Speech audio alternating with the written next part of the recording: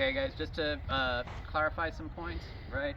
When doing the exercises with the footwork, whether stepping offline, right, or doing the box step, okay, just really picking up those knees, over exaggerating a little to get those hips loosened up and get you really picking those feet up and down, right? Because the tendency is when things get a little more serious, people don't really pick their feet up enough, they drag their feet, they're pivoting on the ground, that sort of thing.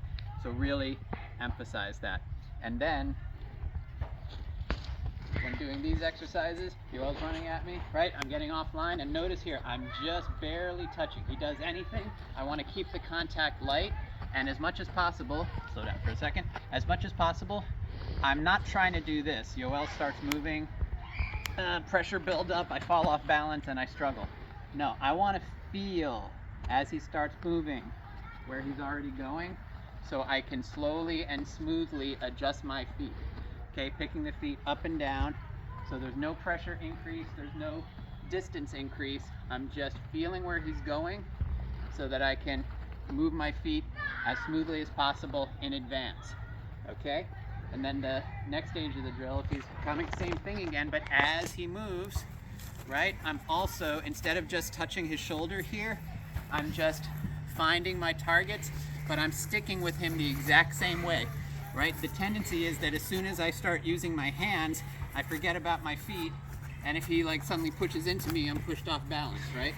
I don't want that to happen. Even if I'm using my hands, if he goes into me, I'm adjusting my whole body to continue to be light and move with him, right? Oh, and just one thing when you're doing this kind of exercise, right? He's allowed to move wherever he wants. If he does, obviously, like turn to face me in place, that's fine. I just have stuff ready to do stuff to him, right? And then in the final iteration of the exercise, right, we start off same way, and now we're doing contact flow. I'm doing my best to keep moving. He's doing his best to keep moving. Very light with the hands, constantly moving offline and in with the feet, sticking very lightly. Shouldn't get any heavier than during the last drill, right? Very relaxed, very smooth. Just finding everything, using your sensitivity to move your whole body, okay? The tendency is, as you know, as you go hands-on with someone, the tendency we want to kind of train out of ourselves is this tendency to try to like just protect our space, as if we ourselves is a fixed point in the universe, right? And I need to get him off of me or move him away from hitting me.